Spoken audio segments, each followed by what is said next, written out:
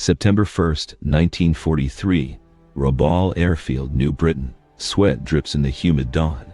The metallic scent of oil hangs heavy. A single laugh cuts through the operations tent. Outside, sunlight glints off rows of Zeros, their wings sharp and eager. Inside, a report trembles in a scarred hand. The Americans have built a new fighter. It's heavy, it's wide, it looks wrong. The Japanese pilots smirk. Their confidence is absolute. But in 30 days, everything will change.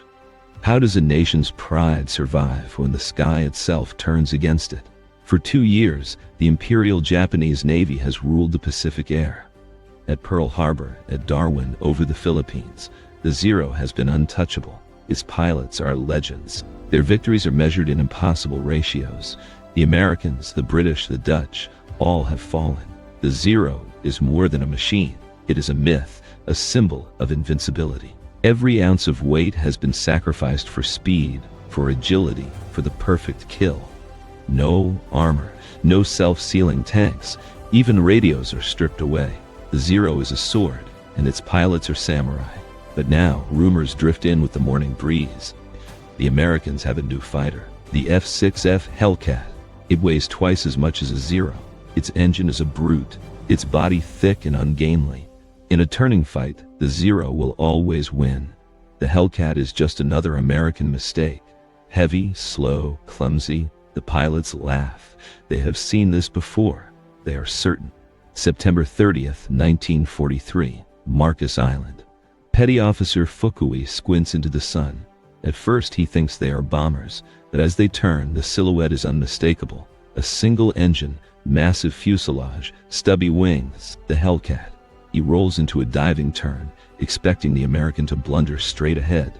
But the Hellcat goes vertical, climbing with impossible force. The Zero tries to follow, but its engine gasps for air.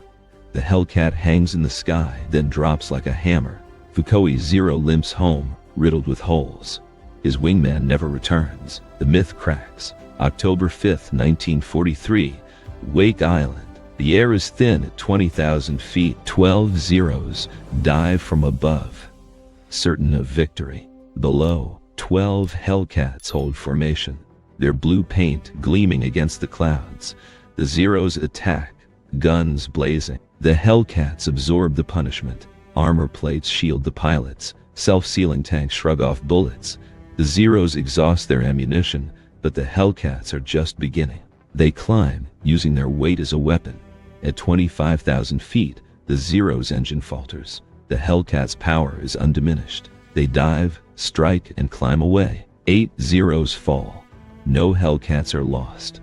The old tactics are useless. The sky belongs to the heavyweights now. November 11th, 1943. The mood in the briefing room is grim. Lieutenant Commander Tanamizu, a survivor of many battles, addresses the pilots. They fight as a machine, not as warriors. Their radios, once mocked for adding weight, now let them coordinate attacks with deadly precision. Hellcats work in pairs, one high, one low. While you chase one, the other is already diving on you. The Japanese fly as individuals. The Americans fight as a system. The lesson is bitter. The cost is blood. December 1943, Truck Lagoon. The technology gap widens. Damaged Zeros limp home, their thin skins torn by heavy bullets. The Hellcat's 6 machine guns spit a storm of lead. 4,500 rounds per minute, each bullet a hammer blow. The Zero's guns are lighter, weaker, outmatched. Worse, the Americans now hunt with radar. Japanese pilots fly blind, relying on their eyes. The Hellcats are guided by unseen hands, vectored to intercept with perfect timing. The Japanese are fighting in the dark. The enemy sees everything. January 1944, the pilot crisis deepens. Once, Japanese aviators trained for years, mastering every nuance of flight. Now, fuel is scarce. Training is rushed. New pilots arrive at the front with barely 200 hours in the air, some never having fired their guns in flight. They are sent into battle against professionals, against men who have practiced every maneuver, every shot, over the fields of Texas. The old masters are gone. The new generation is unprepared. The sky becomes a graveyard. October 12, 1944, the Battle of Formosa. Vice Admiral Fukuoka comets everything to stop the American carriers. 700 Japanese aircraft rise to meet the enemy. The Japanese claim victory. Dozens of ships sunk, hundreds of planes destroyed. But the truth is revealed in gun camera footage. The Hellcats are everywhere, at every altitude, in every sector of the sky. The Japanese lose 329 aircraft. Almost every experienced pilot is gone. The myth of invincibility is dead. June 19, 1944. 9 Japanese carriers, 450 aircraft, their best remaining pilots. Against them, Task Force 5815 carriers, 956 aircraft, 450 of them Hellcats. Radar picks up the first Japanese wave at 150 miles. The Hellcats rise, stacked in layers from 20,000 to 30,000 feet. The Japanese approach, sun in their eyes, every advantage lost. The engagement lasts 12 minutes. 42 Japanese planes fall. By day's end, 346 carrier aircraft are gone. The Americans lose 30.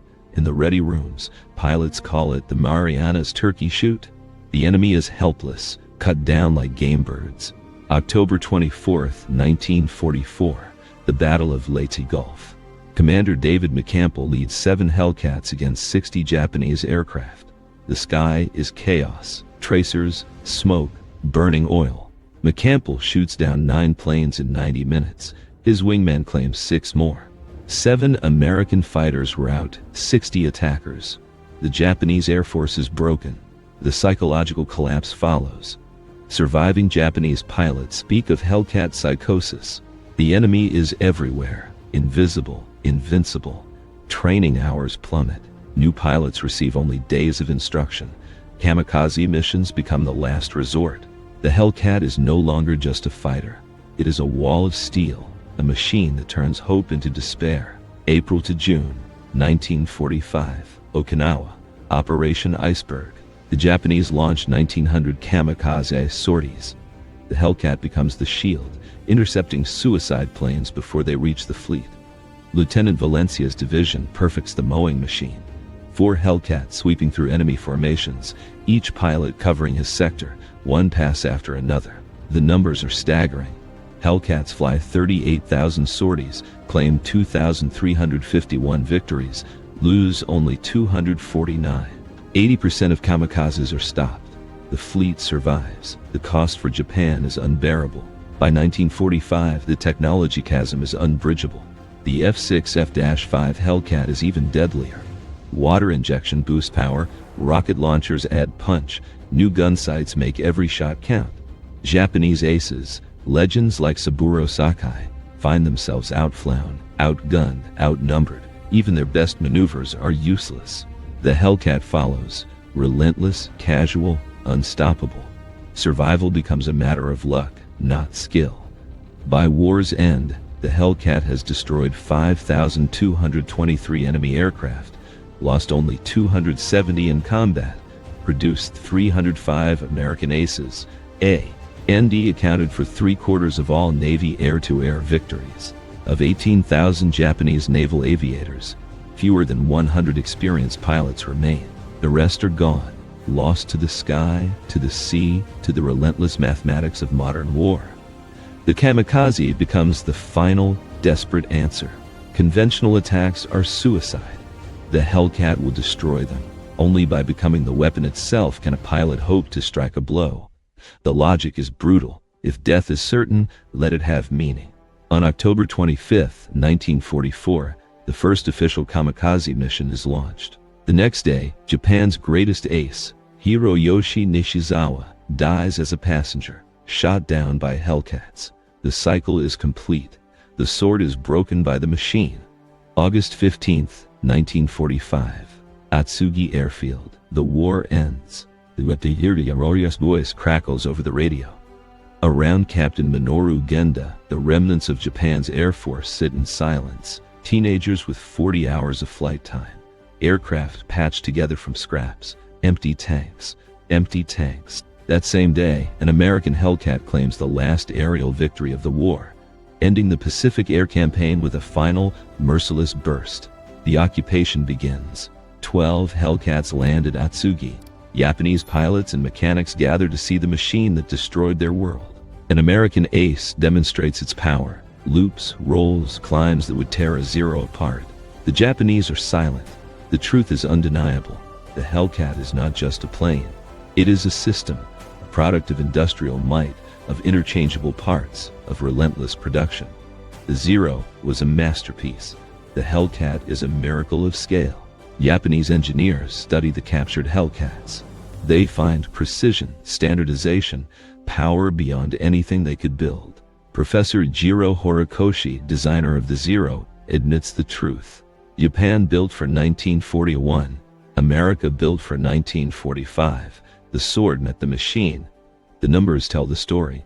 Grumman's factory produces a new Hellcat every hour, 12,000 in 30 months. America builds 35,000 fighters in a single year. Japan cannot compete. The production line becomes a weapon. The war is decided not just in the sky, but in the factories, in the systems, in the philosophy of war itself. The Hellcat revolutionizes naval warfare. Carriers become fortresses, able to absorb and repel any attack. The old doctrine, strike first or die, is obsolete. With the Hellcat, the Americans can wait. The enemy comes to them and is destroyed at their convenience. The Pacific becomes an American lake, guarded by blue-winged sentinels. But the true victory is deeper. The Hellcat is not just a machine. It is a philosophy. The Japanese fight as individuals, as samurai, seeking honor in death.